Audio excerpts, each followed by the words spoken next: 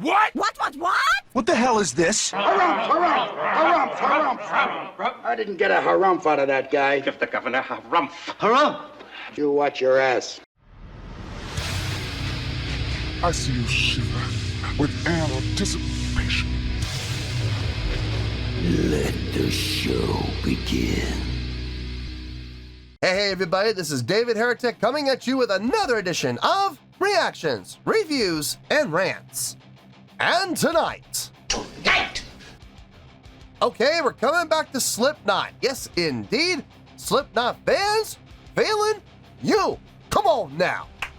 Here we go. Before we go any further, for those of you who are feeling inclined to do all the clicks and the likes and the bibbity-boobity-bop, do me a favor. Before you do all that stuff, please watch the whole video first, okay? Give me a chance to earn those clicks and likes. Now, after the video's done, if you still feel like doing all those clicks and likes, then by all means, feel free to click away. This comes as a request from Anakin Skywalker Edits, Joe Saccone, and it was also the winner of the Patreon request prioritization poll, winning with 54% of the vote, moving it from number 423 in the queue straight up to number 1. So yes, indeed, ladies and gentlemen, your voice, your vote does matter. They all want to see me react to this song by Slipknot called The Devil in I. Now, have I heard the song before? No, I don't believe so. This does not resonate with me in any way, shape, or form. However, there's always a possibility I may have heard the song in passing and I just don't realize it. So as always, if I start listening to the song and I suddenly go, wait a second, hold on, I recognize this, I'll let you know. That's the truth. You know me, I'm gonna be honest with you guys. This was posted by Slipknot FC, okay? And the video has 2 million views. It'll get you there. Other than that, there's really nothing else left to say. Link to the original video will be down below in the video description for your viewing pleasure at your leisure. Let's get started. What do you say? Are you ready? Are you ready? Because here we go. All right, here we go. Slipknot, The Devil and I, live at Knotfest, Japan 2014. Yeah, Knotfest, if I remember correctly, that is their festival that they actually host and they put on and they produce. So they call the shots. So if they want to be the headliners, they're gonna be the headliners. Why? It's their show. All right, let's do this. All right, boy, let's do this.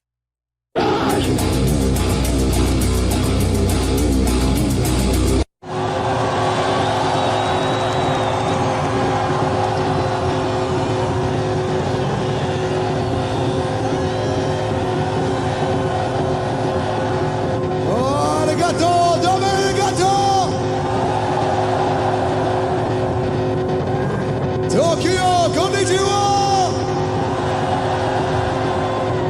Konbanwa!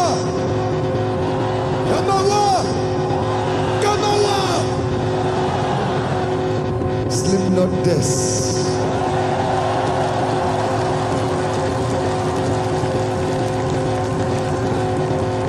My friends, my family, the Japanese fans of Tokyo!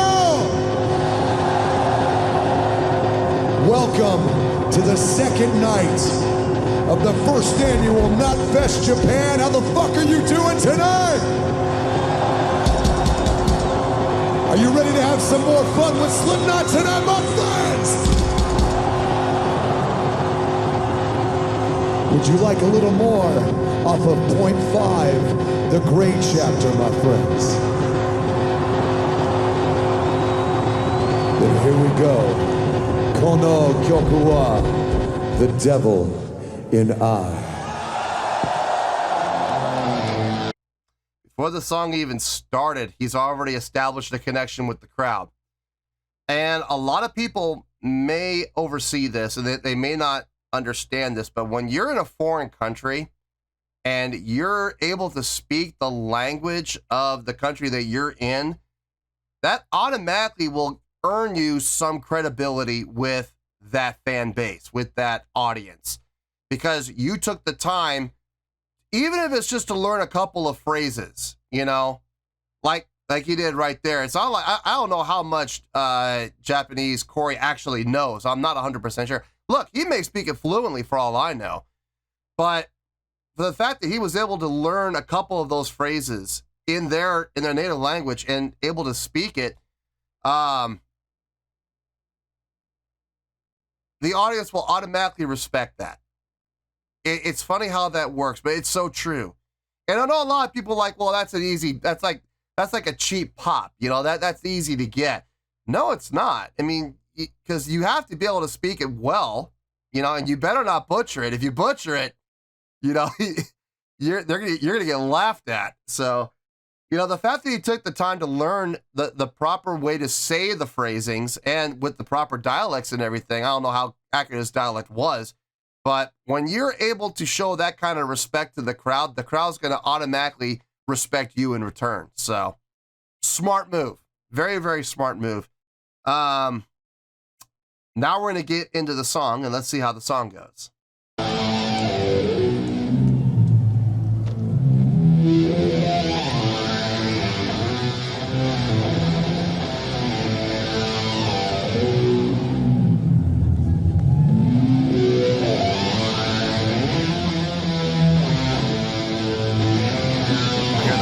Pedal being used. That's nice.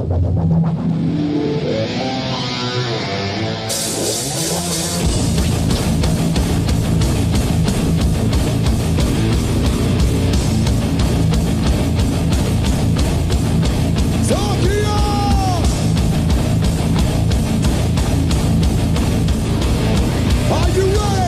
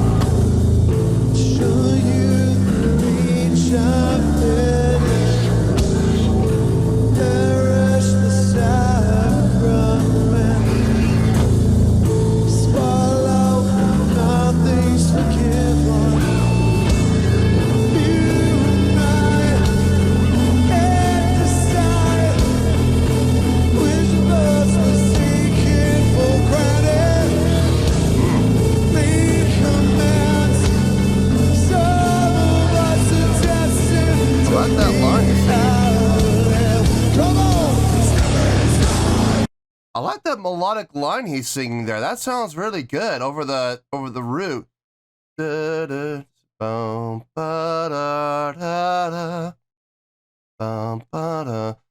5/4 flat 6/5 sounds really good. I dig that.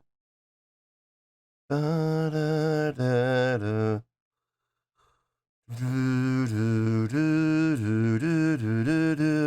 it's one. Okay, so but now, as far as the main riff goes, that I was hearing from the guitar and bass, it's 1/5 flat 5 to the minor third to the 1. Which is an interesting contrast to what was happening vocally there in that verse. Because, okay, so the melodic line in the instrumentation during the, okay, well, it's not during the verse, during the intro, okay? You have 1/5 flat 5 minor third, but then in the vocals, the main melodic line in the second half of the verse, 5/4. So you don't go to the flat 5. You skip the flat 5 and go to the 4. Flat 6 to 5. That would still fit. If in Aeolian, that would still fit. But never going down to the third, always staying up there in that range. That's interesting. It's a nice contrast. It's a really nice contrast when you think about it. And it sounded good. So no complaints on my end. I actually really dug that. I dug that contrast. Let's keep going. Let's see where this goes.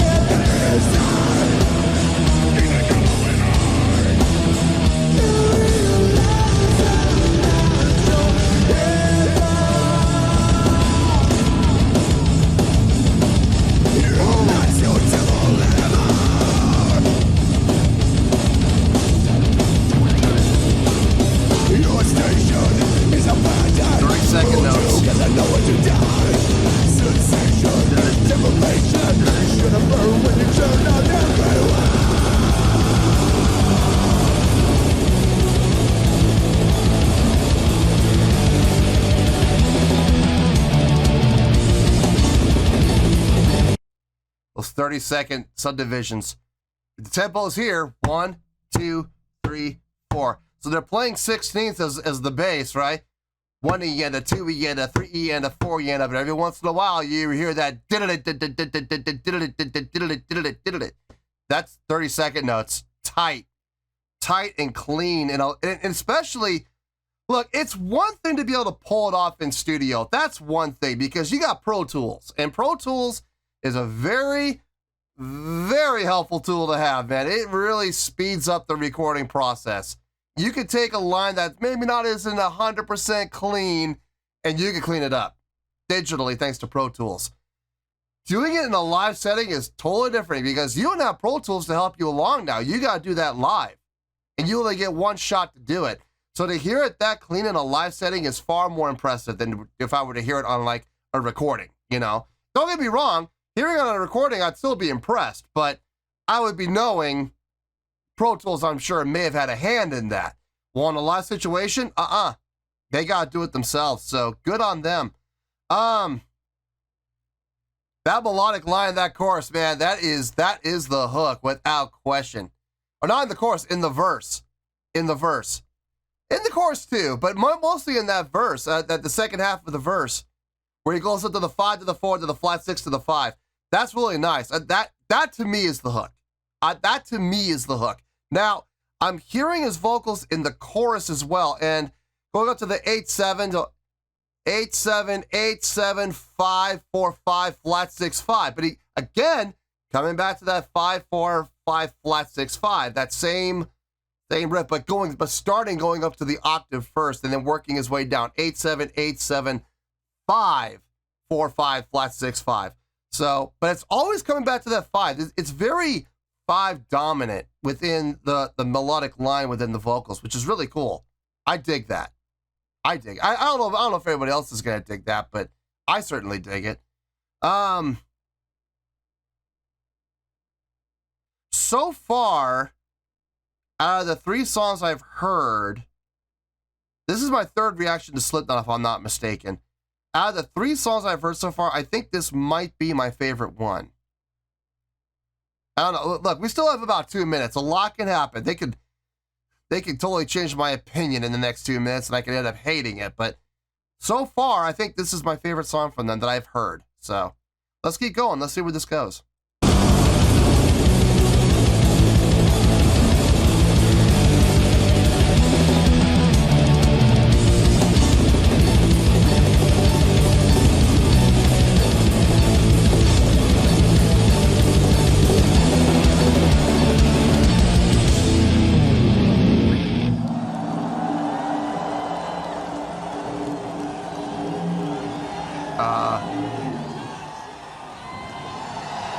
Okay. Gonna get the crowd going. Nice. So stupid. Nice.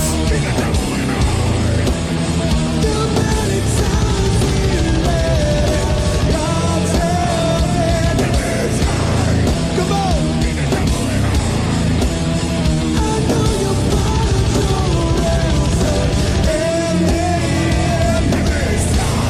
Come on!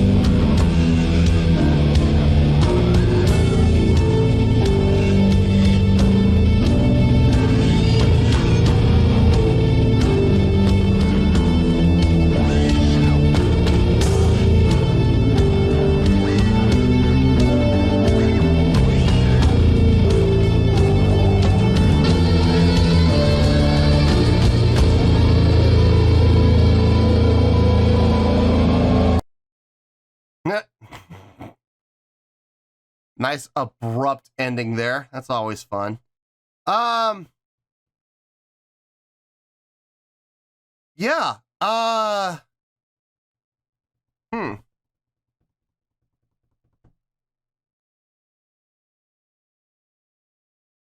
have to think about it, but I don't think I'm gonna have to think too long, honestly. I think I've pretty much got an idea of where this is gonna go. Let me get my thoughts together. I'll see you in the review and we'll talk about it.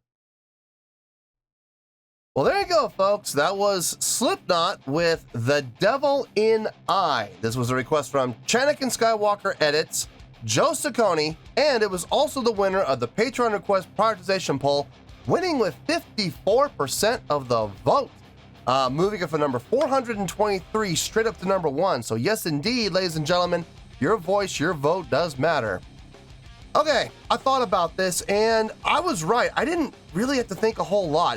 I literally came up with the score in less than 2 minutes. So there really isn't a whole lot to talk about that I haven't already said. I'll reiterate some bullet points, but this is probably going to be a pretty short review. On a scale of 1 to 10, I'm going to give that an 8.3. Yep, 8.3. I feel good about that score.